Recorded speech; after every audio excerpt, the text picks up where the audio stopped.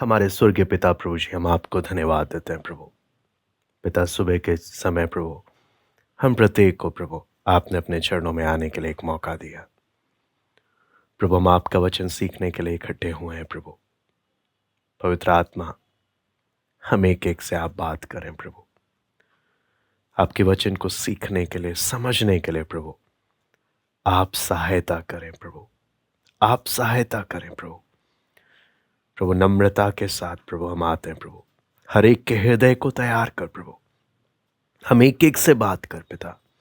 आए के सारे समय को हम आपके हाथ में सौंपते हैं। सारा आदर महिमा केवल हम आपको देते हैं। प्रार्थना प्रभु यीशु मसीह के नाम से हम मांगते हैं, आमीन। मैं परमेश्वर का धन्यवाद देता हूँ। प्रभु ने हम प्रत्येक को एक बार फिर इकट्ठा होने का एक मौका दिया। हम लोग परमेश्वर के वचन से बीते समय में हम लोग सीख रहे थे किस प्रकार मरियम ने परमेश्वर के प्रभु यीशु के प्रति अपने प्रेम को प्रकट किया, जिसमें हमने देखा एक रिवाज की तरह सिर्फ एक छिड़कने का काम नहीं किया। उसने सारा इत्र, बहुमूल्य इत्र प्रभु के चरणों में उंडेल दिया, जिससे हम एक एक को सीखने को मिलता है कि हमारा प्रभु के साथ का संबंध किस प्रकार का होना है। यहाँ पर हम उसी के आगे हम लोग पढ़ेंगे तो 12 यूहन्ना रचित सुसमाचार उसका 12वां अध्याय, मैं उसका एक बार 9 से पढ़ना चाहूँगा। 9 से लेकर पहले 11 तक मैं पढ़ूंगा। यहाँ पे लिखा है, जब यहूदियों की बड़ी भीड़ जान गई कि वह वहाँ है, तो वे ना केवल यीशु के कारण आए, परंतु इसलिए भी कि लाजर को देखे, जिसे उसने मरे हुओं में से जिलाया था। तब प्रधान याजकों ने लाजर को भी मार डालने का षड्यंत्र रचा, क्योंकि उसके कारण बहुत से यहूदी चले गए और यीशु पर विश्वास किया। यहाँ पर हम देखते हैं कि जब परमेश्वर का अद्भुत काम लोगों ने देखा, तब भी यहाँ पर हम देखते हैं प्रधान याजक जो बड़े अगुवे थे, है ना, सबूत उनकी आंखों के सामने है प्रभु कौन है। लेकिन यहाँ पर लिखा है कि वो लाजर को भी जान से मार डालने का षड्यंत्र रचने लगे। ऐसा नहीं कि परमेश्वर हमें विश्वास में बढ़ने के लिए, हमारे विश्वास में बढ़ने के लिए प्रभु हमारे जीवन में कोई अद्भुत काम नहीं करता। आपको मालूम है, कई बार लोग बोलते हैं कि मेरा विश्वास कमज़ोर हो रहा है। आपको मालूम है, परमेश्वर किसी के भी, हर एक व्यक्ति को, जिसको भी विश्वास की कमी है और वो सच्चे मन से प्रभु के साथ चलना चाहता है, प्रभु हर एक को अपने आप को प्रकट कर कर देता है।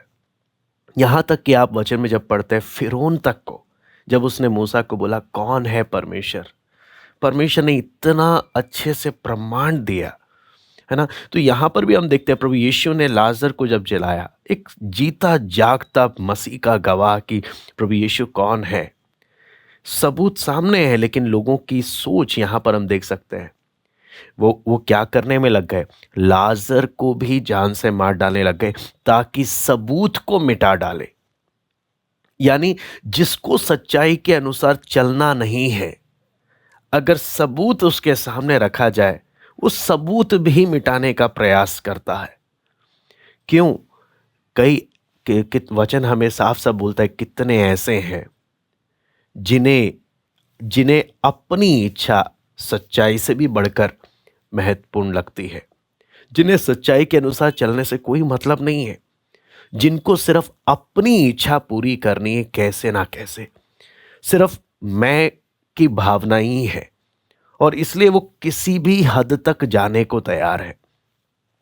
यहां पर अगर आप देखेंगे, अगर मुख्य रूप से तो यहां पर जो प्रधान याजक लोग हैं, किनका समुदाय है ये?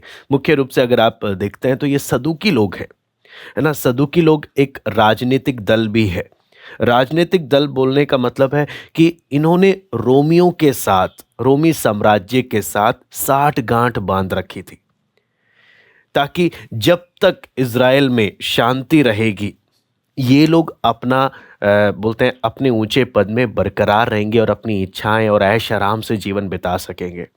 लेकिन इनको ऐसा लगने लगा कि प्रभु यीशु एक विद्रोही नेता बनकर उभरेगा और इज़राइल में शांति समाप्त हो जाएगी और लोग रोम के खिलाफ बलवा करेंगे, ऐसे में उन्हें अपनी कुर्सी का खतरा मंडराने लगा, जिसके कारण वो लोग क्या करने लगे, वो प्रभु यीशु के खिलाफ पूरी तौर से तैयार हो गए।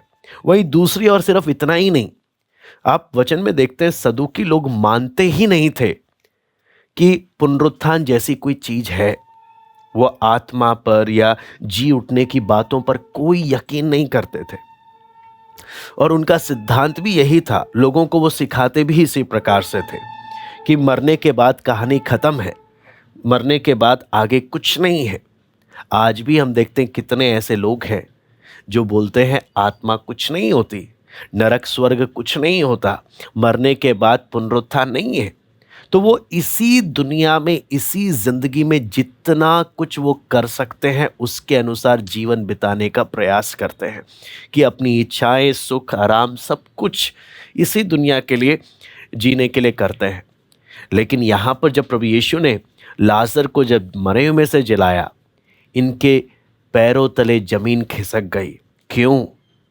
प्रभु ने साफ साफ प्रमाणित कर दिया, मरने के बाद कहानी खत्म नहीं है, एक पुनरुत्थान है ना। सबूत सामने आ गया, इनका सिद्धांत बिगड़ गया लोगों के सामने और राजनीतिक रूप से भी इनको इनकी कुर्सी डगमगाने लग गई। जब ऐसा होने लगा तो मालूम है इन्होंने अपनी इच्छा को पूरी करने के लिए लाजर को भी और प्रभु यीशु दोनों को मार डालने का षड्यंत्र रचने लगे। इसलिए रोमी 1 अध्याय 18 में हम पढ़ते हैं कि परमेश्वर का क्रोध लोगों पर इसलिए भड़कता है क्योंकि वो जानबूझकर अपने अधर्म के द्वारा सच्चाई को दबाने का प्रयास करते हैं। आज कितने हैं जो सच में सच्चाई को ढूंढ रहे हैं और कितने हैं सच्चाई आंखों के सामने आने पर भी अपने अधर्म के द्वारा सच्चाई को दबाने का प्रयास करते हैं। तो वचन हमें साफ साफ बोलता है कि ये लोग, इन लोगों के बारे में जब हम देखते हैं, इन्हें सच्चाई से कोई मतलब नहीं है, इन्हें परमेश्वर से कोई मतलब नहीं है, इनको बस अपनी कुर्सी संभालनी है। आप सोचकर देखो ना, कितना दुखद एक घटना है जहां पर सच्चाई सामने होने पर भी मन इतने कठोर हैं कि अपनी इच्छाओं के कारण ये सच्चाई को भी मिटाने को तैयार हो गए। हमें से कितने बोलेंगे कि परमेश्वर के वचन की सच्चाई मेरे आंखों के सामने आने पर भी मैं अभी भी अपनी मन मर्जी में जीवन बिता रहा हूं। जब हमें मालूम चल गया परमेश्वर ने मुझे अपने लिए बनाया है और मेरे जीवन का उद्देश्य, मेरे जीवन का लक्ष्य मुझे मेरी मनमर्जी, मेरी इच्छाएं पूरी करना नहीं है, बल्कि मुझे परमेश्वर की इच्छा को अपने जीवन में पूरा करना मेरे जीवन का उद्देश्य है। जैसे प्रभु यीशु बोलता है, मेरा भोजन ये है कि मैं अपने भेजने वाले की इच्छा को पूरी करूं। क्योंकि हम सबके पास अनंत काल का समय नहीं है।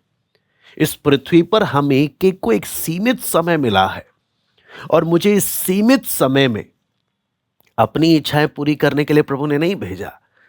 प्रभु ने इसलिए भेजा कि मैं अपने भेजने वाले प्रभु की इच्छा को अपने जीवन में पूरी करूं, है ना। अगर आप वचन में पौलुस के जीवन का भी उदाहरण देखते हैं, है ना, पौलुस क्या बोलता है, मैं एक दौड़ में हूं, है ना। फिर आगे आपके मालूम है मरते समय वो क्या बोलता है तीमुथियुस को लिखते वक्त, मैंने अपनी दौड़ पूरी करी है। ये दौड़ कौन सी दौड़ है? हाँ, ये दौड़ कौन सी दौड़ है? पौलुस बोलता है मेरे जीवन का लक्ष्य क्या है, मैं अपने प्रभु को नजदीकी से जानूं, उसके कार्य को अपने जीवन में पूरी करूं, है ना, उसके कार्य को, है ना। मैं प्रभु को कितना जानता हूं, मैं प्रभु के लिए कितना जी रहा हूं, मैं उसकी इच्छा को कितना पूरी कर रहा हूं, अपनी इच्छा नहीं, है ना। तो यहां पर हमने देखा सदूकी लोगों ने क्या किया, सच्चाई को अपने अधर्म के कारण मिटाने का प्रयास करने लगे। ना सिर्फ इतना, अब हम उसके 12 से लेकर आज हम प्रार्थना पूर्वक उसके 19 तक हम लोग अध्ययन करेंगे। यूहन्ना रचित सुसमाचार 12वां अध्याय उसका 12 से लेकर 19 तक। यहाँ पर लिखा है, दूसरे दिन बहुत से लोगों ने जो पर्व में आए थे यह सुना कि यीशु यरूशलेम में आ रहा है, इसलिए उन्होंने खजूर की डालियां ली और उससे भेंट करने को निकले और पुकारने लगे, होशाना, धन्य इज़राइल का राजा जो प्रभु के नाम से आता है। जब यीशु को गधे का एक बच्चा मिला तो वो उस पर बैठ गया, जैसा लिखा है, हे सिय्योन की बेटी, मत डर, देख तेरा राजा गधे के बच्चे पर चढ़ा हुआ चला आता है। उसके चेले ये बातें पहले ना समझे थे, परंतु जब यीशु की महिमा प्रकट हुई तो उनको स्मरण आया कि ये बातें उसके विषय में लिखी हुई थी और लोगों ने उससे इसी प्रकार का व्यवहार किया था। तब भीड़ के उन लोगों ने गवाही दी जो उस समय उसके साथ थे। तब उसने लाजर को कब्र में से बुलाकर मरे हुए में से जिलाया था। इसी कारण लोग उससे भेंट करने को आए थे, क्योंकि उन्होंने सुना था कि उसने ये आश्चर्य कर्म दिखाया है। तब फरीसियों ने आपस में कहा, सोचो तो सही कि तुमसे कुछ नहीं बन पड़ता। देखो, संसार उसके पीछे हो चला है। यहां पर जब हम परमेश्वर के वचन में देखते हैं प्रभु यीशु मसीह का एक यरूशलेम में विजय प्रवेश को हम देखते हैं, है ना। किस प्रकार से ये घटना यहाँ पर हम लोग पढ़ सकते हैं। सबसे पहला आप अगर यहाँ पर देखेंगे कि चारों सुसमाचार में, मत्ती, मरकुस, लूका, यूहन्ना, चारों में इस घटना का वर्णन है। यानी ये घटना बहुत महत्वपूर्ण है ताकि हम एक इसको बहुत अच्छे से समझें, है ना। लेकिन जितना आज हमारे पास समय है, हम सिर्फ कुछ बातों को हम लोग यहाँ पर अध्ययन करेंगे और प्रार्थना के साथ, क्योंकि प्रभु ही हमें मदद कर सकता है ताकि हम इस बात में इसको अच्छे से हम लोग समझ सकें। यहाँ पर हम जब वचन में हम देखते हैं प्रभु यीशु मसीह इस घटना में, अपने यरूशलेम विजय प्रवेश में, अपने आप को पूरी रीति से प्रकट कर रहा है कि मैं कौन हूं। अगर आप प्रभु यीशु मसीह की पूरी सेवकाई को देखेंगे, प्रभु यीशु मसीह अपने आप को जल्दी से प्रकट नहीं करता था, गुप्त रूप से। लेकिन यहां पर जब हम देखते हैं तो वचन हमें साफ साफ दिखाता है, प्रभु खुद अपने आप को प्रकट कर दे रहा है। मैं ही मसीहा हूं, मैं ही वो राजा हूं जिसके बारे में भविष्यद्वक्ताओं ने कहा था पुराने नियम में, है ना। और इसका सबसे अच्छा उदाहरण जब हम जकरिया 9वां अध्याय उसका 9वां वचन हम पढ़ सकते हैं। जकरिया की पुस्तक 9वां अध्याय उसका 9वां वचन, यहां पे लिखा है, हे सिय्योन, बहुत ही मगन हो, हे यरूशलेम, जय जयकार कर, क्योंकि तेरा राजा तेरे पास आएगा। वो धर्मी और उद्धार पाया हुआ है, वो दीन है और गधे पर, वरन गधी के बच्चे पर चढ़ा हुआ आएगा। तो यहां पर हम लोग साफ साफ देखते हैं कि यूहन्ना जो भविष्यवाणी की बात को यहां पर बताता है ना, वो किधर से, जकरिया की पुस्तक से वो लेकर इस बात को बताता है। तो यहां पर हम देखते हैं 3 प्रकार की भीड़ है जो यीशु को देख रही है। एक भीड़ है जो फसह का पर्व मनाने के लिए यहूदिया के बाहर से इकट्ठी हुई है। हम सब जानते हैं कि 3 पर्व हैं जिसमें इनको क्या करना होता है, शामिल होना पड़ता है।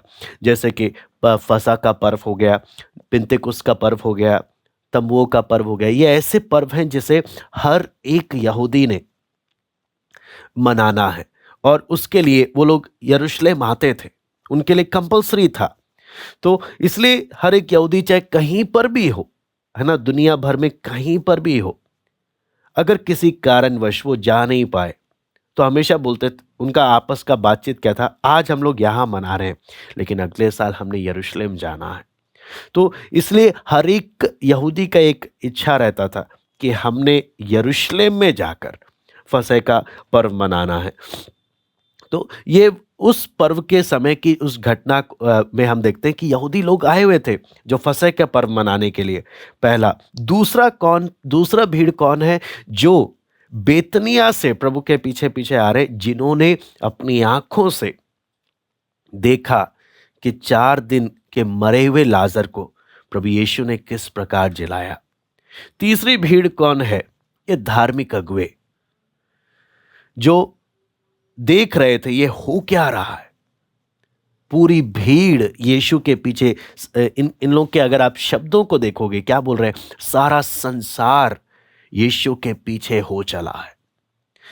तो वो बात हम लोग यहाँ पर हम देख सकते हैं कि क्या इस घटना को क्या किस प्रकार से हो रहा है। और प्रभु यीशु मसीह जो विजय प्रवेश इस यरूशलेम में जो गधे के बच्चे पर सवार होकर जो जा रहा है, वहां पर अगर आप देखेंगे साफ साफ पिता की इच्छा के अनुसार कुछ भी अपनी मर्जी से नहीं कर रहा है ना। प्रभु यीशु मसीह के बात को भी अगर हम ध्यान से पढ़े, हमने बीते समय में पढ़ा, प्रभु क्या बोलता है, मैं अपनी मर्जी से कुछ नहीं करता, जैसा मैं सुनता हूं मैं वही करता हूं। परमेश्वर भी हमसे क्या चाहता है? प्रभु ने हमें अपना वचन दिया है कि हम अपनी मर्जी से काम ना करें, वरन परमेश्वर की इच्छा को पहचानते हुए हम एक एक कदम बढ़ाएं, एक एक कदम बढ़ाएं। आत्मिक रूप से हम बढ़ने का चिन्ह भी क्या है? जब हम जितना ज्यादा हम अपनी मर्जी करना बंद करने लगते हैं और जितना ज्यादा हम प्रभु की इच्छा को पहचान कर एक एक कदम बढ़ाने के लिए हम तैयार होते हैं, वो है आत्मिक रूप से बढ़ने की पहचान। तो यहां पर भी जब हम देखते हैं, जब प्रभु यीशु मसीह जो एक काम कर रहा है, साफ साफ पिता की इच्छा और पिता की आज्ञा को पालन करते हुए नबियों के द्वारा जो कहा गया था उस भविष्यवाणी को पूरा करने के लिए प्रभु यीशु मसीह इस प्रकार कदम बढ़ा रहा है ना। और यहां पर जो सियोन की पुत्री जो लिखा हुआ है ना, वो शब्द किसके लिए है? हे यरूशलेम के रहने वालों, है ना, तुम्हारा राजा आ रहा है। और अगर आप यहां पर देखेंगे, लोगों ने भी पहचाना।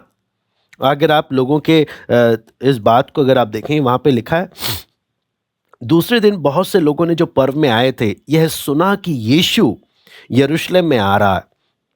यहां पे लिखा है, इसलिए उन्होंने खजूर की डालियां ली। आपको मालूम है खजूर की डालियां जब लेते हैं पुराने समय में, जब इजराइलियों का इतिहास जब हम पढ़ते हैं, मकाबियों के समय में शिमोन जो था, जिन्होंने यूनानियों से और अश्शूरियों से लड़कर इजराइल को स्वतंत्र कराने की जो लड़ाई लड़ी थी, उस समय खजूर जो था विद्रोह का प्रतीक था कि हम गुलामी नहीं करेंगे।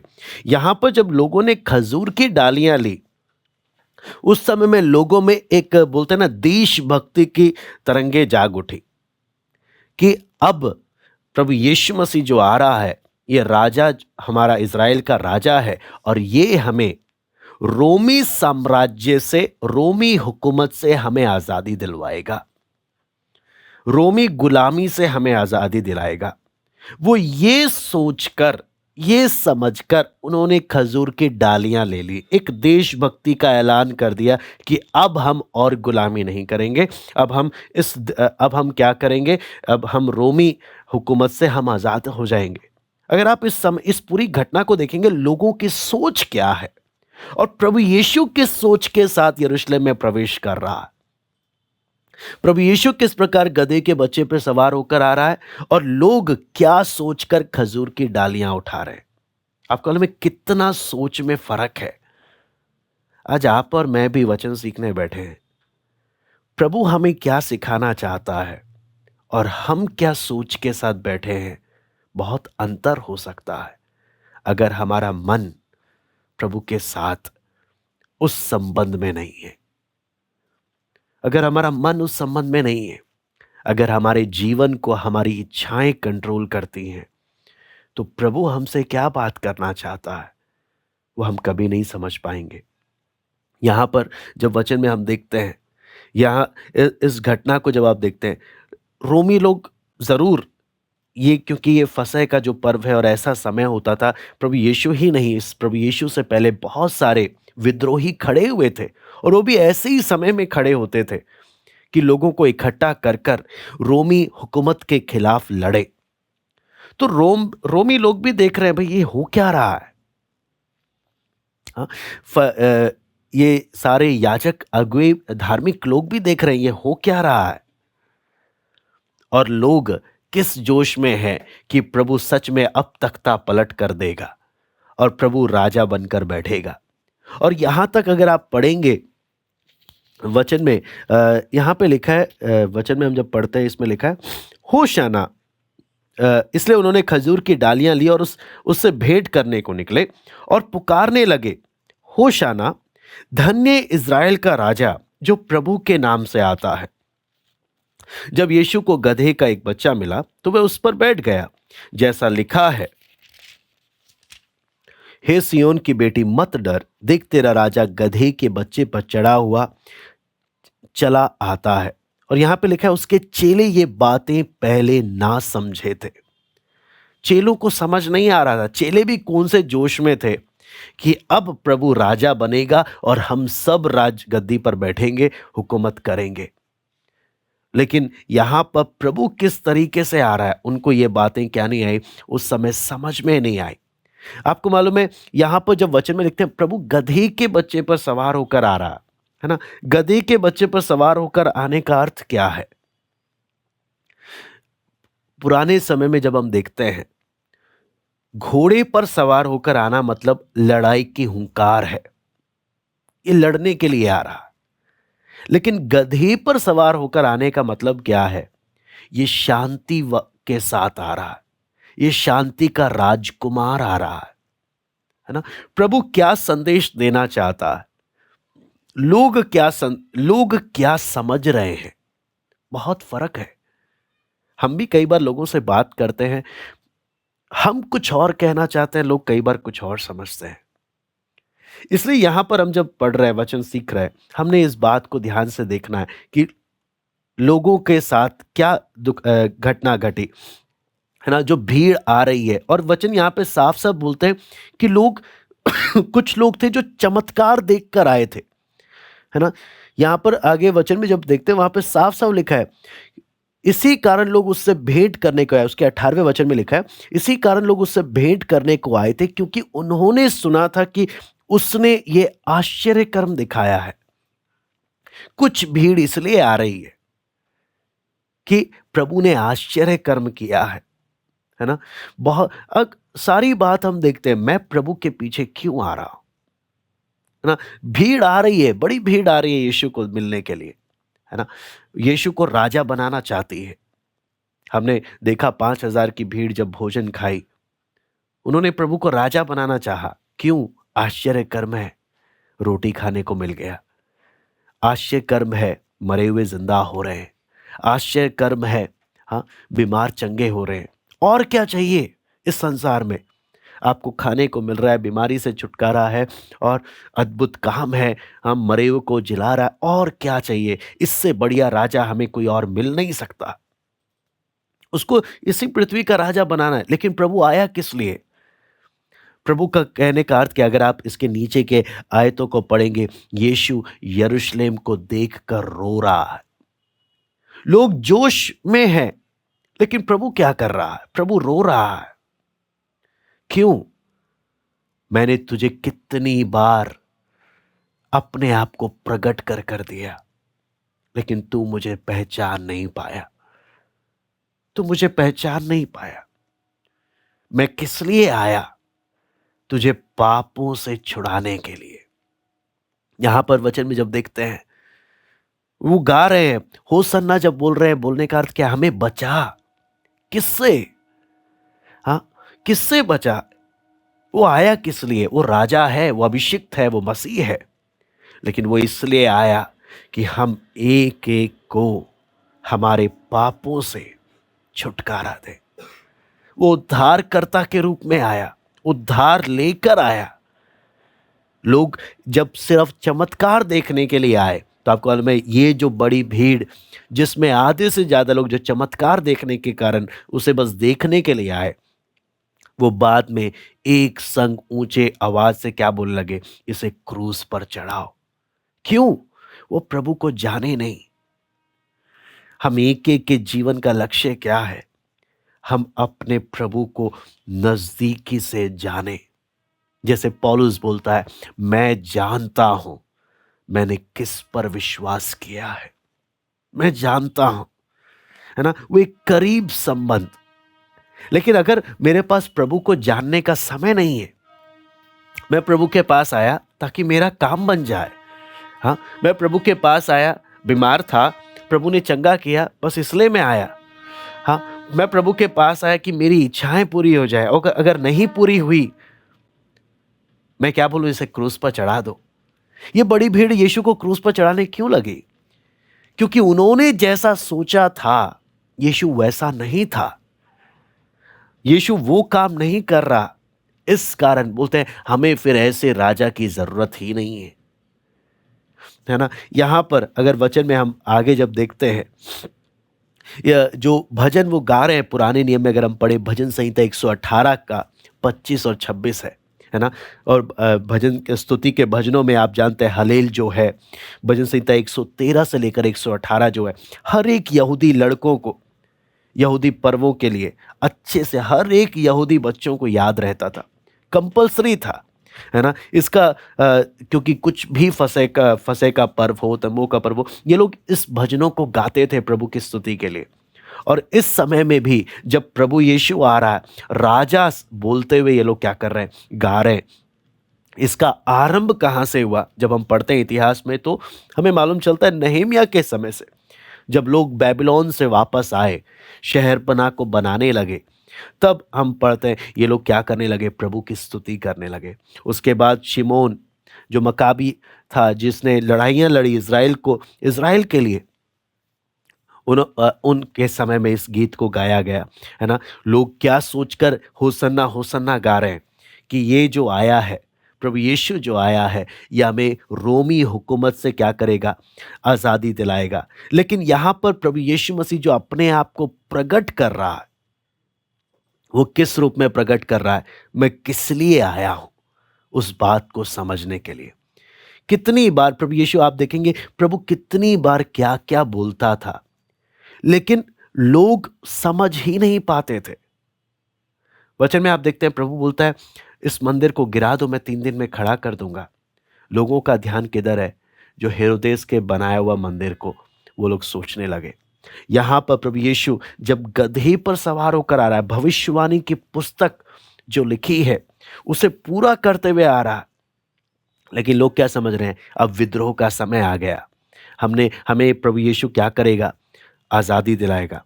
कई बार लोग सोचते हैं गधे पर ही क्यों आया? हमारे यहां पर गधे को हम सबसे तुच्छ समझते हैं, लेकिन इज़राइल और ऐसी जगहों में गधे को बहुत अच्छा जानवर समझते थे। अगर आप इतिहास पढ़ेंगे न्यायियों की पुस्तक में भी, तो याईर जो न्यायी था अपने 30 बेटों के साथ गधे पर सवार होकर आया, जिसे आप न्यायियों 10 का 4 में पढ़ सकते हैं।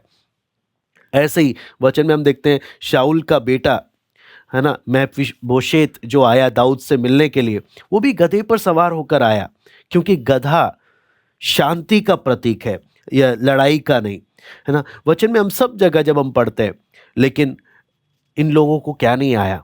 प्रभु यीशु साफ साफ इनकी आंखों के सामने एक एक कदम प्रकट कर कर दे रहा है, लेकिन तब भी इनको समझ नहीं आया। और वहीं हम धार्मिक अगुओं को देखें, वो क्या बोल रहे हैं कि देखो, यहाँ पे 19वें आयत में लिखा है, तब फरीसियों ने आपस में कहा, सोचो तो सही कि तुम में से कुछ नहीं बन पड़ता, देखो संसार उसके पीछे हो चला है।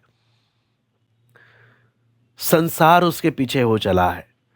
एक बड़ी भीड़ यीशु के पीछे है। परमेश्वर ने जगत से प्रेम किया, जगत उसके पीछे आया, लेकिन जब जगत ने उसे पहचाना नहीं, जगत ने उसे क्रूस पर चढ़ा दिया। यदि हम प्रभु को जैसे जानना है, यदि नहीं जानेंगे, जैसा संबंध होना है, अगर नहीं होगा, हो सकता है आज हम प्रभु की स्तुति कर रहे हैं और कल हम प्रभु के विरुद्ध बोलने लगेंगे। क्यों ऐसा होता है? क्योंकि हम प्रभु को जैसे जानना है, प्रभु को जैसे समझना है, जब हम नहीं समझते तो क्या होता है, हम जब प्रभु हमारी इच्छा के अनुसार कार्य नहीं करता, हम क्या करने लगते हैं? हम भी बुड़बुड़ाने लग जाते हैं। हमारे जीवन का उद्देश्य क्या होना है? प्रभु, मुझे आपको अच्छे से जानना है। हम कई बार प्रभु के करीब आने के बजाय हम लोगों के बहुत करीब हो जाते हैं। लेकिन यहां पर परमेश्वर का उद्देश्य क्या है? हम एक एक प्रभु को नजदीकी से जाने, और जितना हम प्रभु को जानेंगे उतना अधिक हम एक एक बातों को समझ पाएंगे। वो जो हो रहा है, जो भी हो रहा है, वो क्यों हो रहा है, उसके पीछे का उद्देश्य क्या है। वहीं दूसरी ओर एक बात और हम देखते हैं, प्रभु यीशु को मालूम है ये सारे धार्मिक अगुवे प्रभु यीशु के को मार डालने का षड्यंत्र रच रहे हैं। लोग क्या बोलते? प्रभु, आप किसी सुनसान जगह में चले जाओ, आप किसी क्या बोलते हैं, अगर आपको यरूशलेम ही जाना है तो आप छुप छुप कर जाओ। क्यों? आपको मार डालने का पूरा क्या बन रहा है? प्लान बन रहा है। लेकिन यहां पर हम देख रहे हैं प्रभु यीशु छिपकर नहीं जा रहा, बल्कि और ही ज्यादा खुले और प्रगट रूप से जा रहा। क्यों? जितना अपने आप को प्रगट करके दे सकता है, प्रगट कर कर दे दिया। लेकिन लोग जब नहीं पहचाने, प्रभु रो रहा है। क्यों? मैंने तुझे अपने आप को प्रकट करने का कितना अवसर दिया, लेकिन तूने मुझे समझा नहीं, तूने मुझे जाना नहीं। प्यार सिर्फ इतना ही नहीं कि रोया, प्यार इतना कि क्रूस पर जान भी दिया। हम बोलते हैं कि हां, हम परमेश्वर के लोग आपस में प्रेम करते हैं, हम नाश होने वाले लोगों से प्रेम करते हैं। कैसे प्रकट होता है हम सच में प्रेम करते हैं? पहला बात, मैं लोगों के लिए कितना आंसू बहाता हूं। हाँ, आपको मालूम है कई लोगों की एक आदत है कि हर एक इंसान की कमी ढूंढना और उनकी कमी के बारे में बोलते रहना। आपको मालूम है वचन हमें ऐसी शिक्षा नहीं देता।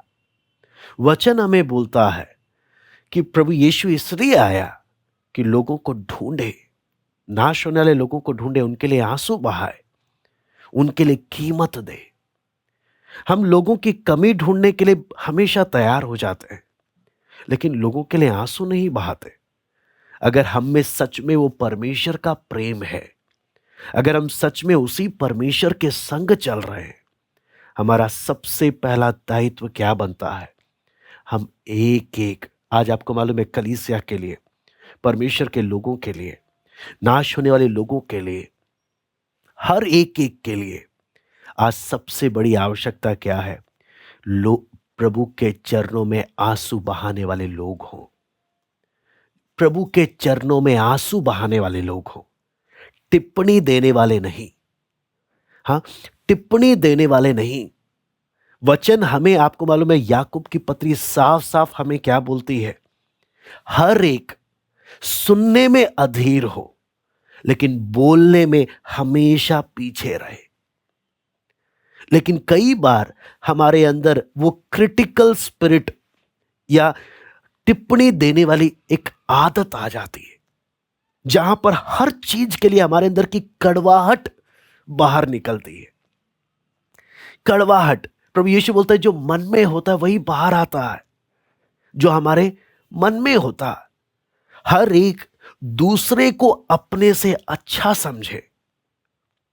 और यदि मुझे कुछ बात दिखती है, मेरा कर्तव्य क्या है? मैं प्रभु के सामने रोऊं, प्रभु के सामने कीमत चुकाऊं, है ना? वो बात क्या मेरे अंदर, मैं प्रभु अपने लिए, अपने परिवार के लिए, अपने समाज के लिए, कलीसिया के लिए, नाश होने वाले लोगों के लिए मैं कितना आंसू बहाता हूं? या मुझे बुरा बोलता है तो मुझे दुख लगता है, उसके लिए मेरे आंखों से आंसू निकलते हैं। वचन में लिखा है परमेश्वर की नजर में उसके भक्तों के आंसू बहुत कीमती हैं। वो किनके आंसू हैं? वो कौन से आंसू हैं? वो आंसू नहीं है जो किसी ने मुझे कुछ बोला और मुझे बुरा लग गया और इसलिए मैं रो रहा हूं। नहीं, वो इसलिए है जो मैं दूसरों के लिए रोता हूं। प्रभु, तू उनके जीवन में काम कर। जो नाश हो रहे हैं, प्रभु तू उनके जीवन में काम कर। कलीसिया में प्रभु एक एकता को लेकर आ, आपस में प्रेम तू बढ़ा।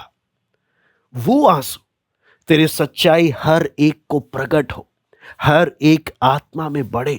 वो आंसू, ऐसे आंसू परमेश्वर की नजर में बहुमूल्य है।